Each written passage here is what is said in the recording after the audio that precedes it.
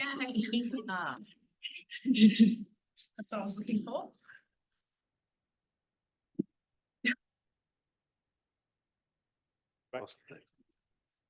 All right, thanks for that. We're back again. So yeah, so cyclist safety, and I know the people in the room and online, I don't really need to introduce the problem. It's safe to say that it is a persistent road safety issue. It looks like it's getting worse. I think the figures on the slide there are from a couple of years ago now, but basically, around 5% of all road fatalities are cyclists, and around 20% of all serious injuries are cyclists. So it's a bit of an issue, and certainly over the last decade, whilst crashes, for example, for drivers and fatalities have been decreasing, although not over the past few years, as we know, cyclists have been increasing. So it's a problem that's also increasing.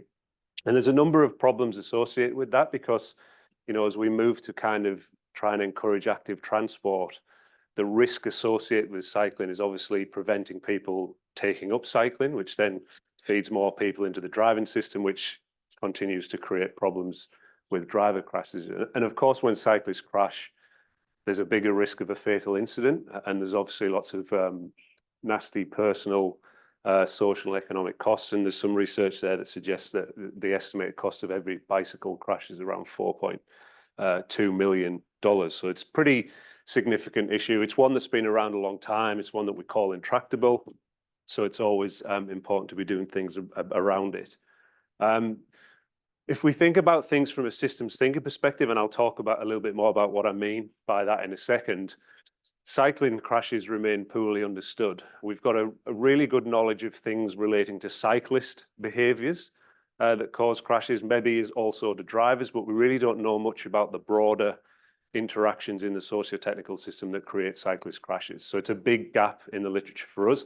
And in particular, there's really very little information on near misses. And if you look across the safety sciences, the safety critical domains, information on near misses is really important to protect future fully blown incidents, as we might call them, because it gives us clues about the system as to what's going to cause these crashes. So for example, in other safety areas, we've done lots of research where we've looked at near misses and the causes of those, and they're very similar to the causes of major incidents. So near misses really provide us with a safe data source to actually understand crash causation. It doesn't mean we have to wait for somebody to die to prevent a future incident. But of course, we don't collect cyclist near miss information at the minute, or we didn't at the time of the project. And also, when we do get information on cyclist crashes, the crash reporting systems, as we know, are very limited, and they only focus on really a small set of causes. You can't really get a lot of information about contributing factors that interacted with each other across a system to understand why the crashes happened.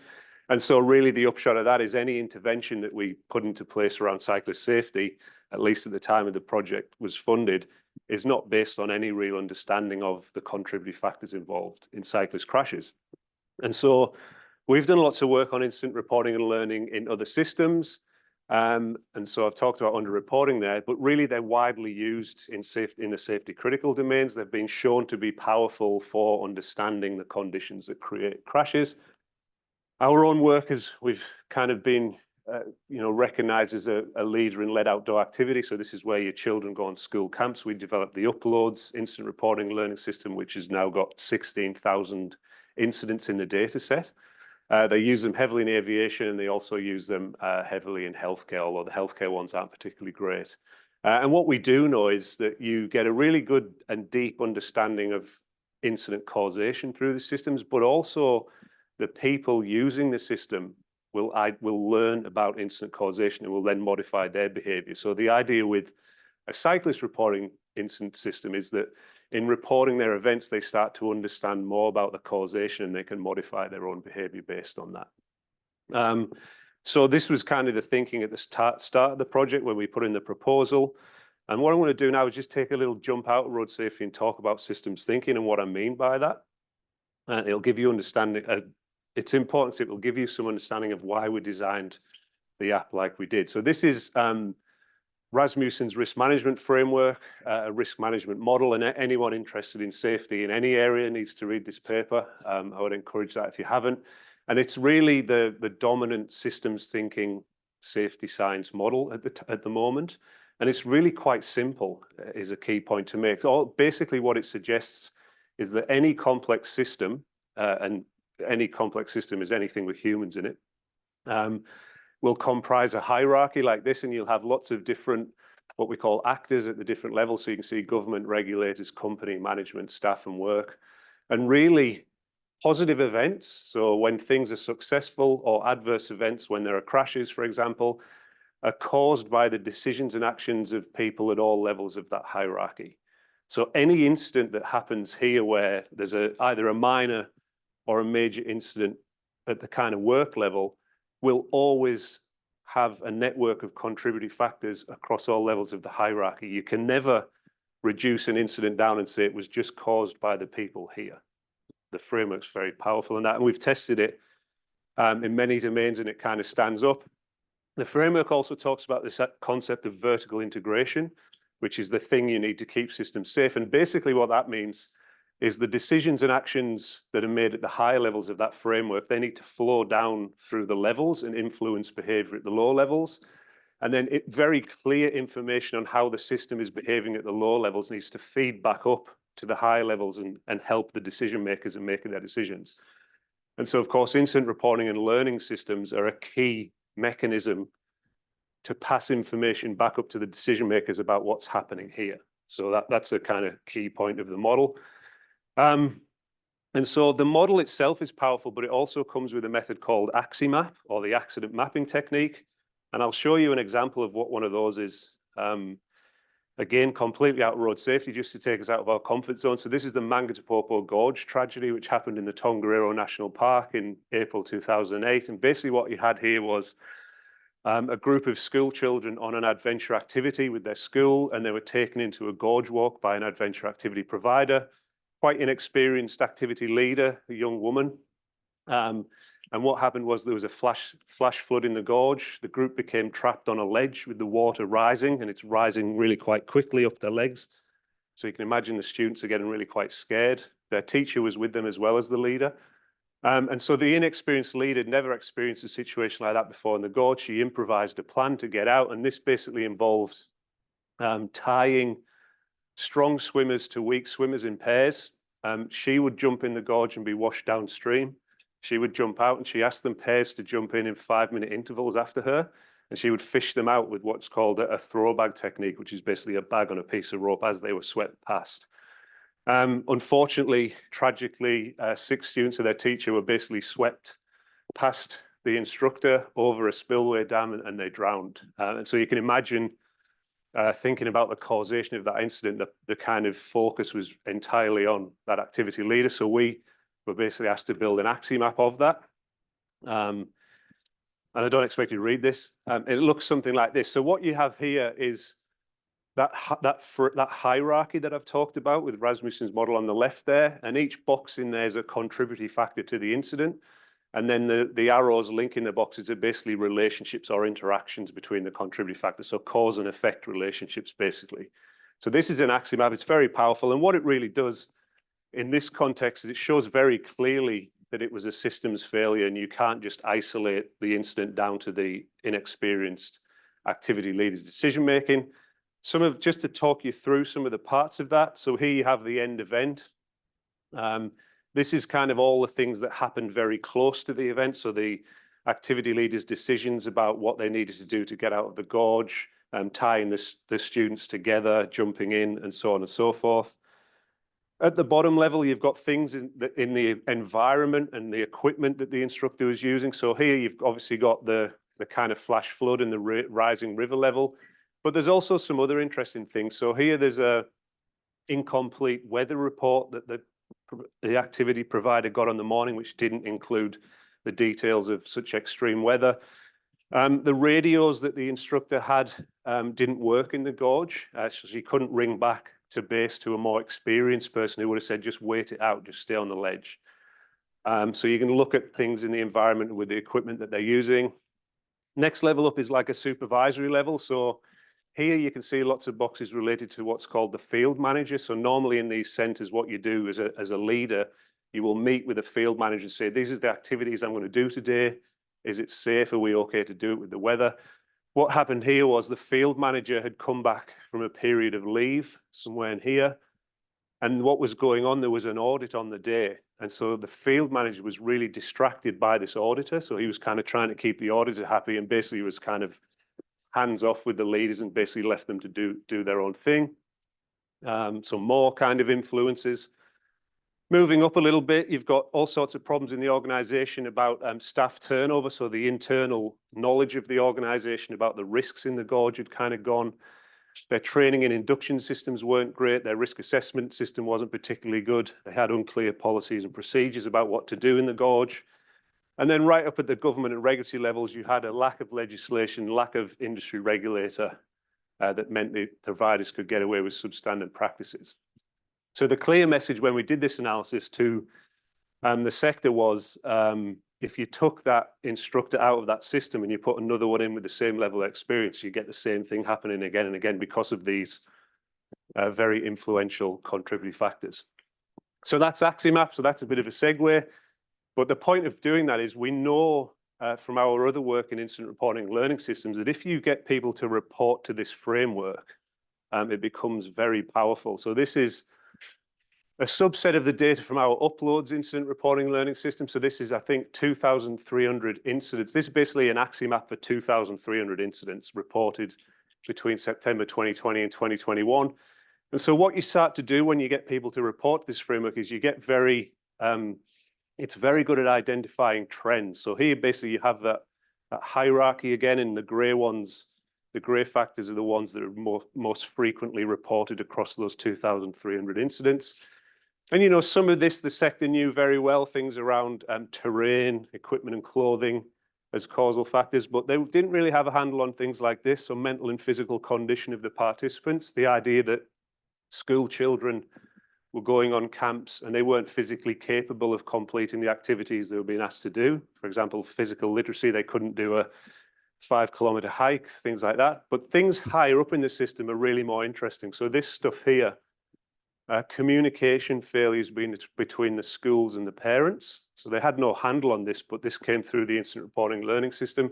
And what's happening here is when the kids go away on school camps, the parents aren't telling the school about pre-existing injuries or physical capability issues. The schools aren't telling the provider about really what the capability levels of their kids are doing. So the kids are being put onto camps that are inappropriate for them and they're getting injured. And this was all basically taken from an incident reporting learning system. So what we wanted to do with this project, getting back to the main content, is build an incident reporting and learning system for cyclist incidents where we could start to get information on some of these high-level factors. Quite an ambitious project, I think. And so at the start of the project, what we did is we said, well, what's currently known out there about bicycle crash contributory factors? And so we basically modified that hierarchy and said, basically, what do those levels look like for cycling? And so here you've got the different levels. So you can see we've added an international influences level. And we've got example stakeholders at each of the levels. So we've basically got all of the road environment and equipment at the bottom. We've got cyclists and other road users at the second level. We've got police and work supervisors at a supervisory level, local council and work managers, moving up to regulators and transport councils and advocacy groups, then government, road safety authorities, and then international bodies. And so we basically did a systematic review and said, what is known in the literature about what causes cyclist crashes across that hierarchy? So we identified the factors in the literature, we mapped them to a level based on the stakeholders involved. And really what we found is we know nothing about those high levels. So we know quite a bit about cyclist behavior. We know a little bit about other road user behavior. We know lots about the infrastructure and the environment. We really know nothing about these higher levels. So that's a really key knowledge gap because the factors at these levels really drive these low level factors, according to the theory in all of our work. We also looked at who in previous cycling studies have looked at the interaction between contributory factors. I could talk about systems thinking for an hour, but the essence of systems thinking is that you understand how things are interacting with each other. If you don't understand that, you really don't get the essence of crash causation. So we looked at who in the literature is actually looking at which factors create other factors or which factors coexist with other factors or influence other factors. And it looks something like that. And I won't go through this, but the key point here is not many people are looking at that. Not many people are trying to understand how, for example, cyclist inexperience will drive cyclist behavior on the road, or why a driver's training will influence the way they interact with a cyclist. Very few of the studies actually looked at interactions between contributing factors. So we then said, right, let's develop the app. I was just talking to Gregoire about the interesting process we went through with UniSCIT around privacy and reporting information and so on and so forth. That was probably a year and why I've got grey hair. But we developed the app. And so the idea was that basically it was a very quick and easy to use app that cyclists could basically open up and report their crashes and near misses. And with the idea that we'd then analyze the data in a national incident data set, basically the same way that Uploads works. The project was 3 phases. So it was developing the app itself. We then ran a 12-month trial, what we called an in-depth study. And then we also did an evaluation of the CRIT app using the REAIM framework, which I won't talk about today in the interest of time. So the app itself, as I said, it's very simple. It's very similar to Uploads. So basically, free, simple, and the key point I think is it's quick. So we had a bit of a tension between theory and what you could actually get in an app. We would want all sorts of information around interactions, but in our testing, we basically found that anything over 2 minutes people aren't going to use. And so we basically narrowed it down to what can we get in that 2 minutes of somebody reporting an incident.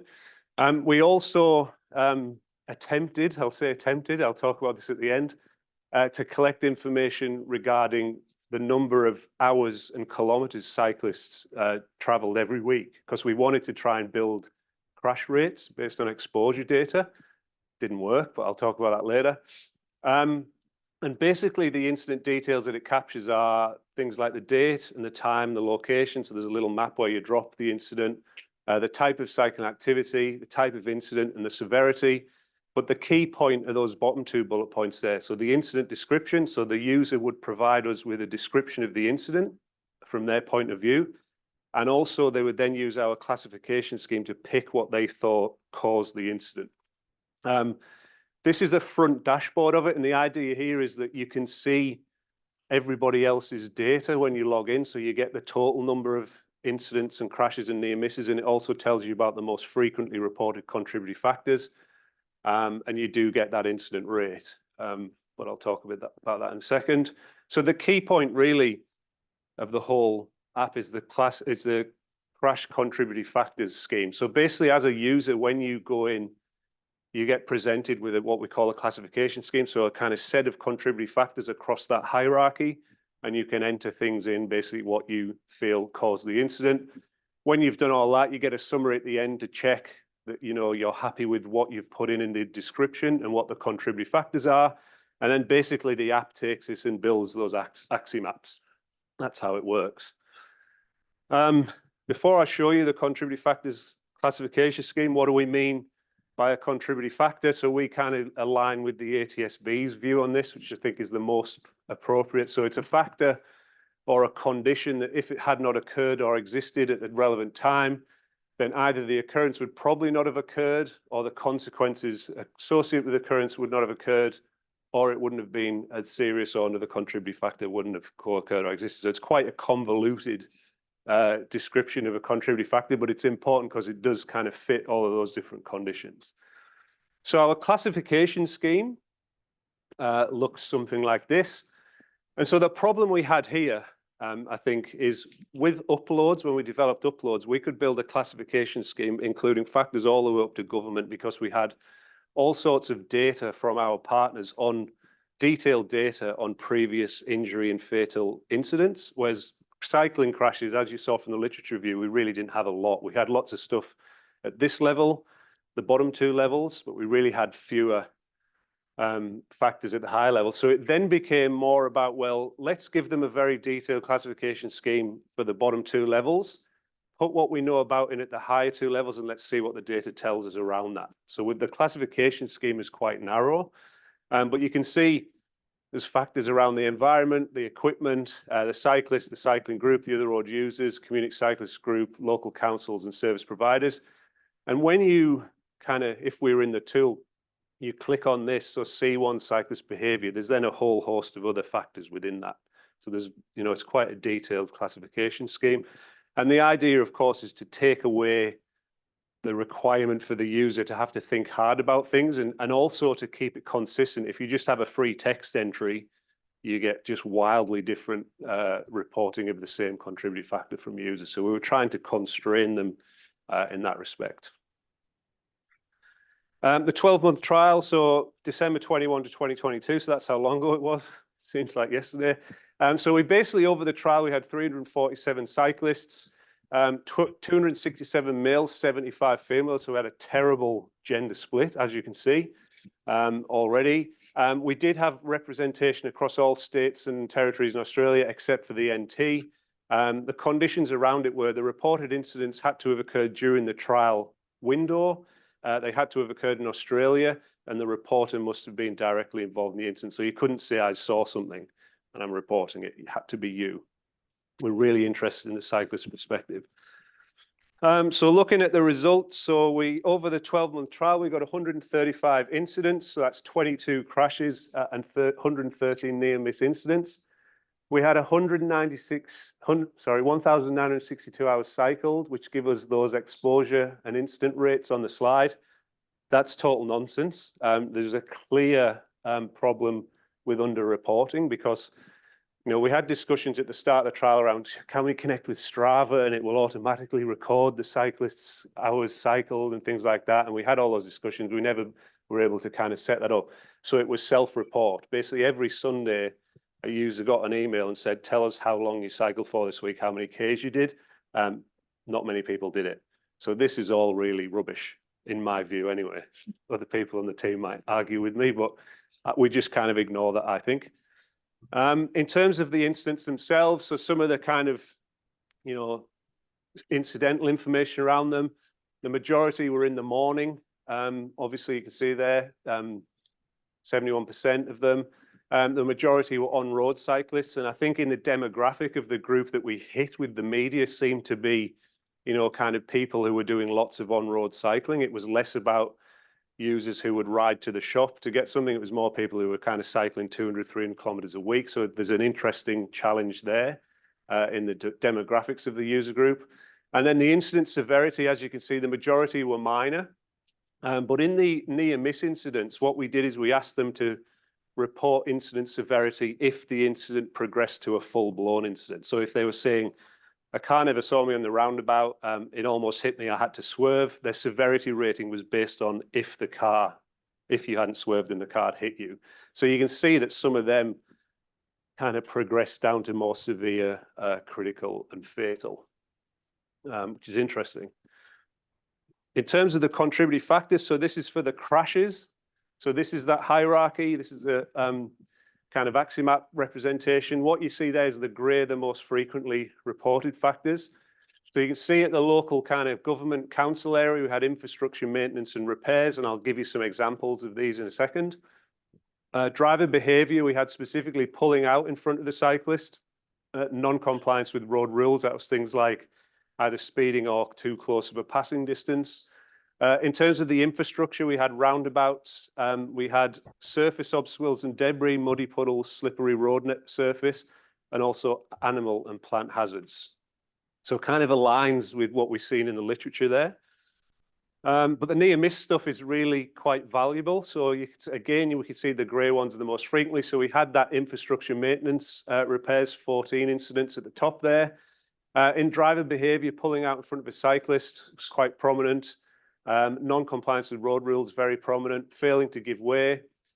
Driver knowledge, skills and experience, or situation awareness. So this is incidents where cyclists were saying, I think the driver didn't know I was there. I think their situation awareness was limited. And we've got to take that, with a pinch of salt, 'cause it's a cyclist view, but it is a cyclist view.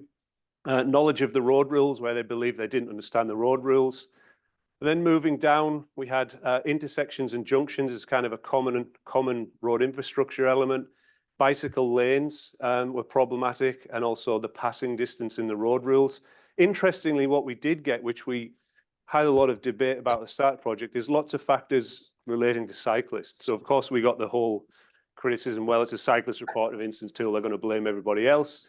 Actually, what we found is they're quite open and ready to report when they thought they were at fault, as you can see with the cyclist factors there. Better move on in the interest of time. Just some of those example incident descriptions, just a couple here. So infrastructure maintenance and repairs. So this is taken straight from the description. So you can see here, temporary changes to bike lanes for new underground rail network have shifted the location for the bikeway. So it's a related factor. Driver behavior pulling out in front of the cyclist. The car pulled out in front of me from a side road coming up the range. That was a near miss. Situation awareness. Once the cyclist headed past the bus stop, the bus proceeded to move left, disregarding me completely. My feeling is he was unaware of my position. So it is that cyclist perception rather than they've actually spoken to the driver. We have to point that out.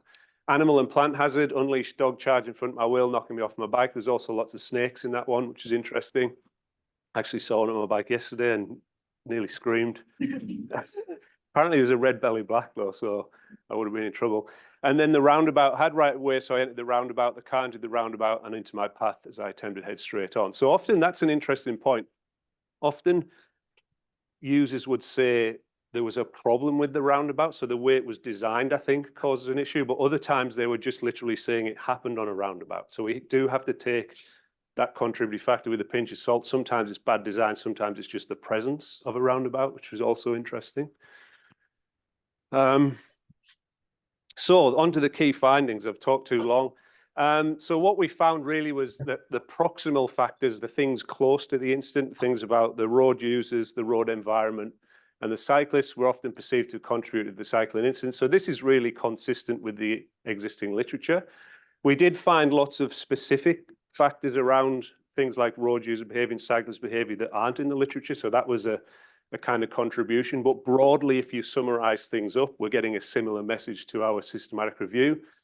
As I said, it was interesting that cyclists did report their own behavior, knowledge, skills, and experience where they felt it was involved. We suspected we might have an issue with that, but we don't think that we did in the end.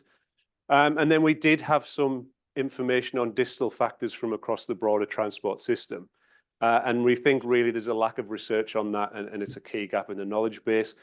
We think for a system like CRIT to provide that information, we need a lot more user training. So what we had with CRIT is we put training materials out there and we just pumped it out, but we didn't hold workshops with the users. So we think based on our experiences with uploads, we need to be holding workshops around systems thinking to get more of those factors at the higher levels. And that's really a hard slog. Again, with uploads, that probably took about 5 years to educate people. Key findings in terms of learning, in terms of self-reporting. So we think, broadly the project says vulnerable road users can provide useful, rich data on their own incidents. So there's scope for similar systems. I think that was a positive. The self-reporting of kilometers traveled doesn't work. There's absolutely no way we can rely on that data. And any of the new projects we've got moving forward will have to use some auto collection of that. Otherwise, we won't bother doing it.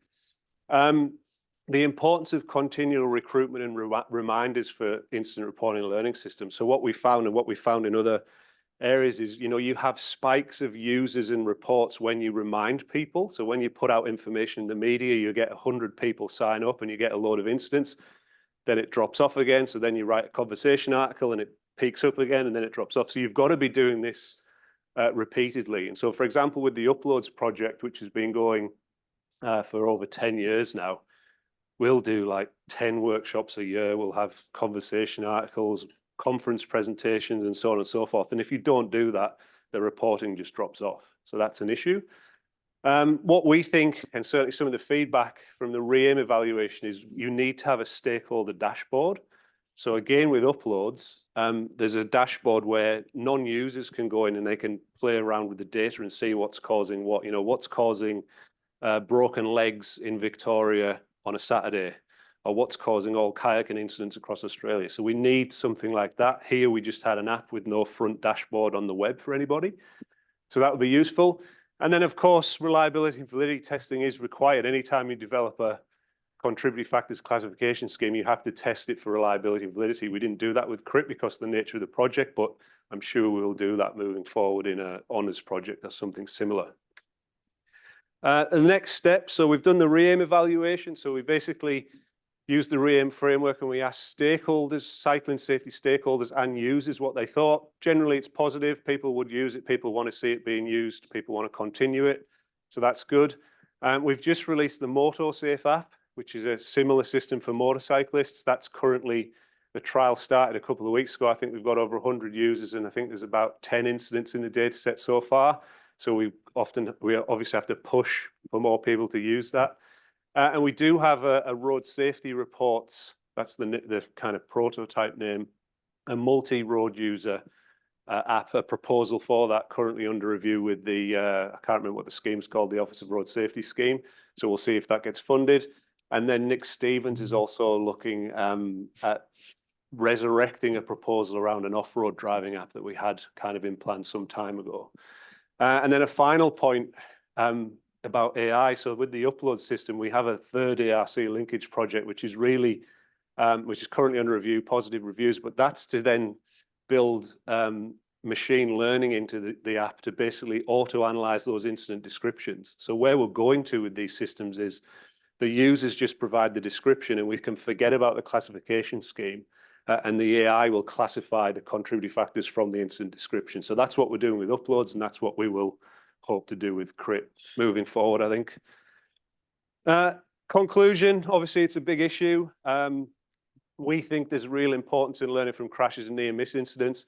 I think more broadly in road safety, crash data reporting analysis systems are terrible and there needs to be a much more comprehensive project to kind of overhaul them and look at issues of data linkage, but that wasn't this project. This was more of a test case. And we think with improvements and ongoing implementation, it would be a useful tool for cyclist safety. I think that's it. Yes, questions?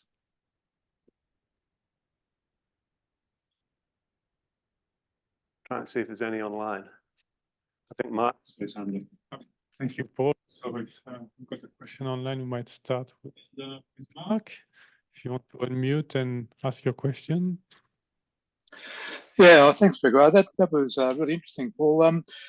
Just a couple of questions. One is, I guess, a minor one, which is I wondered how many people were repeat reporters, so that they reported several things. And the other one was whether there was any opportunity, even though there's only a small number of crashes, an opportunity to compare the picture that came from the CRIT report with the police crash report. Yep, cool. Thanks, Mark. Yeah, good question. So the first question was about kind of people who reported frequently, and yes, definitely there was a few people in the data set that were more prominent reporters than others, and it would seem they would report everything they experienced, whereas others would kind of lean more towards crashes, perhaps. So there was definitely more frequent reporters. The second question, that's a really good question. We haven't actually explored that. Obviously, we've compared crashes versus near misses in our data set, but we haven't compared against official police reporting. So that's an interesting avenue that we could look at in future. Thank you. Any other questions? Don't have any questions online. I might ask one. So it looks like there's a lot of challenges with creating these types of apps and getting people to use it, and you get the fundings for this month's trial. Do you think there's ways to keep going, like not trying? I mean, I can understand the research looking at bikes and things like that, but what is the way to get this cycling reporting app to continue to be used? Yeah, no, it's a question. I think what you have to do, and this is based on our other experiences, so for example, things like uploads, you have to demonstrate the power of the app to the stakeholders. So, you know, we've certainly, with the REAIM evaluation, we've got a lot of cycling safety stakeholders involved in evaluating the app. But I think the idea is that by showing them the power of the app, they will then kind of get together and fund something ongoing. And that's certainly what, in the case of uploads, we were able to show very powerful data that they had not didn't have any data of the type before. So they then got together and funded it in an ongoing manner. And so that would be the way, I think, in road safety, is if we can get more and more data and show the power of it, we will then get stakeholders together to fund it ongoing. I don't think we're going to do that with a 12-month trial, though. I think we do need probably an ARC linkage project beyond this to really get, thousands of incidents rather than 150. So I think it's about getting more users, getting more incidents, and then really showing the power of the data, and then people will fund it, basically. Yeah, good question. Great. Well, I think there are questions in the chat function. Yeah.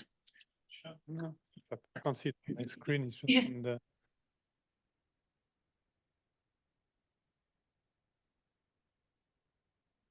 Stuart. So there's a question from Bert. Has CRIT been taken up by any government agencies? So I guess it's kind of follow up on. Yeah, no, it hasn't. And we haven't really pushed it yet, and that's because we see really a multi-road user app is really what's needed. So we've developed the MotorSafe app, we've developed CRIT, and we've got the full road safety reports one, which is for all road users. So I think we would really start pushing when we've done the full all road user app. I don't think we're ready to actually push it yet, simply because, the size of the data set. We really want, as I said, we really want thousands. So I wouldn't expect it to be taken up yet. There's certainly been a lot of interest in it, that's for sure. But we haven't really pushed it yet. I think we'll do that maybe once road safety reports is funded and we have like thousands of incidents. Yeah.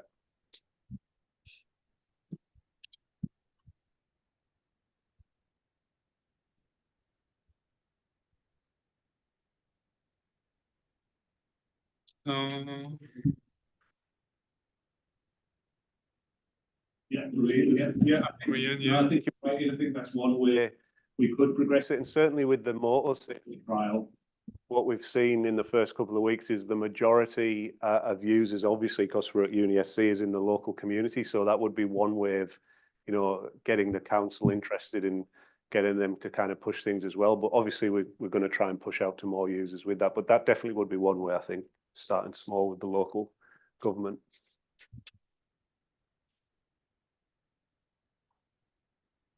That's the last one, Stuart, as well. Would it be of benefit to target one local council at a time? Not sure. Maybe.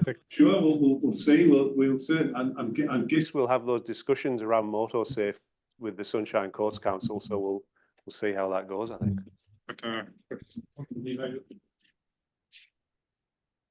Well, thanks for that.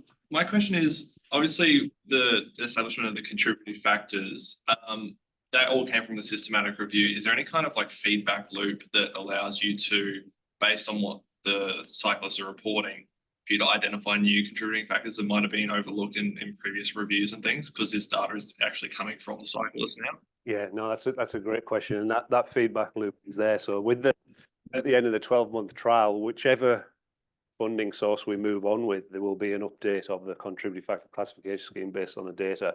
And certainly between CRIT and MotorSafe, there's a lot of new factors that transfer to motorcycling from the cycling that came through the trial. So that's a good point. And with the upload system, that's continually reviewed and refined based on the data. So I think you have to have that. Otherwise, you're not really learning accordingly. So that's a good point. Yeah. Any more questions? Just one more. So all of these crashes and crashes, right? We just focus a lot on the perceptions of the cyclist, and most probably get a lot of information from the lower level of the system. So is there any other ways to get more information about what happened at a higher level, like not only considering the people that are involved in the path, but more? Yeah, that's a good point. Good, it's a limitation. And what we've done previously in the project is, once we've got the data from a system like this, is we've had like an expert panel who will review the data and say, well, if there's an infrastructure problem here and a thing here, then we think that this high level factor would be present. So that's one way. So you can get them to kind of take the aggregate data of the 150 incidents and identify high level factors that they think are playing a role.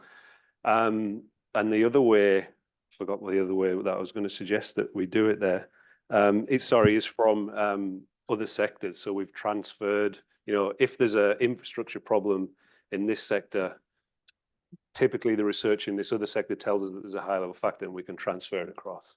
So you can do it. It's not ideal. The better way is that you are continually training your users to understand systems thinking, so that when they are reporting an incident, they go, okay, there's a pothole here which links to the fact that the maintenance process of the local council isn't working or something. So that's how we've typically done it with things like uploads. But as I say, we didn't have the opportunity with this project. All of the participants, what kind of training they need before they use the app? Is it just Yes. install the app and they're on their own? Or That's a really good question. how to use? That's another really good question. So typically we would give them training, but with this project, we were trialing what happens if you just give them the app without the training. We did have online training materials, so we did have kind of videos about systems thinking and about the classification scheme, but we didn't really take them through a strong systems thinking training process, which I think is reflected a little bit in the data. So with this project, they didn't have very much training, but I would, in other projects, I would suggest that you would have lots of it. Certainly, as I said, with uploads, it would be very regular, detailed training and repeated as well. Yeah. Paul, do you know how many watched the training? Were you able to? We can get that information. I don't know off the top of my head. The question was, I don't whether- suspect many. I think it was, and I think that's a tension with individual incident reporting apps. With things like uploads that are in an organization, it's someone's job to use the app and report the instance, whereas this is just completely user driven. So they want something that's quick, they can just click and download. They don't want to watch any videos. So it's about how you build it into the app, I think, is really important. But yeah, we could get that information. It'd be interesting to look, actually. Yeah. I would guess very few. Once you have the all of road users app where, you know, you're including motorists, motorcyclists and everything, it'd be really interesting to see if you could link, so say there was one incident that occurred, it would be great if you could get, you know, the car's perspective of that Yeah, and the cyclist's perspective absolutely. and see where they're contrasting, because that might be an opportunity for education or something. Absolutely. Yeah, that would be the kind of gold standard. And that's actually the first discovery project was actually that argument. We need to understand, you know, when there's a crash between driver and a motorcyclist, the different perspectives and where they're incompatible. So if we could get that data, it would be really fantastic. Yeah. I think you had one question just a bit further up in this chat. Just Stuart was wondering about the linkage with the QPS Q prime data. Yeah. Data linkage is interesting. We all know that. Look, there's certainly no restrictions from our end. I think it would be very difficult to get that going, but it would be certainly something that I think we'd hope to kind of discuss that after the multi-road user project. So once we get, you know, really powerful data that's really starting to give us explanatory value, I think it's a discussion we have to have for sure. Yeah. I think with that, it'd be really interesting if, you know, as a part of them reporting it on the CRIT program. I think there's microphones in the roof. We might not need this. But it'd be really interesting if, like, you know, as part of the report, yeah, it was like, were police present at the crash? Because then that could then give some trigger to trigger a linkage with them. Yeah. And just see what they've got as far as like causality for the crash and what they've reported it as. Yeah, absolutely. I think that's a very good point. I think it's interesting in terms of the different road users.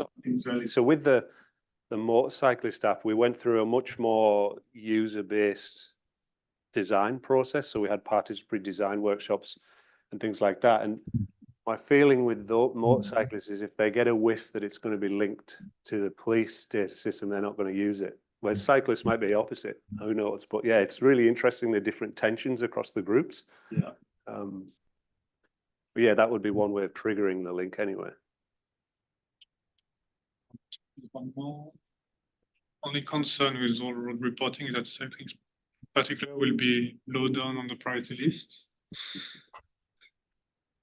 Yeah, that's an interesting comment. I'm not sure really. I guess, you know, for our concerns that all the road users will be equal priority, because basically how the app will work is they'll go into the app and tell us what road user they are, and they will report the incident through their road user lens, and we will analyze the data across and compare within. So from our point of view, I think shouldn't be a problem, but obviously, you know, when the analyses come out, it'll be interesting to see what kind of priorities are placed on different users for sure.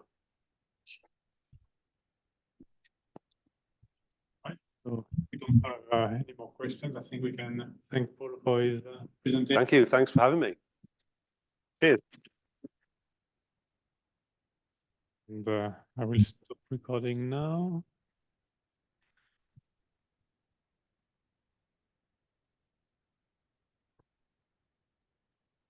So if there's any more cyclists in the room, make sure you download the app.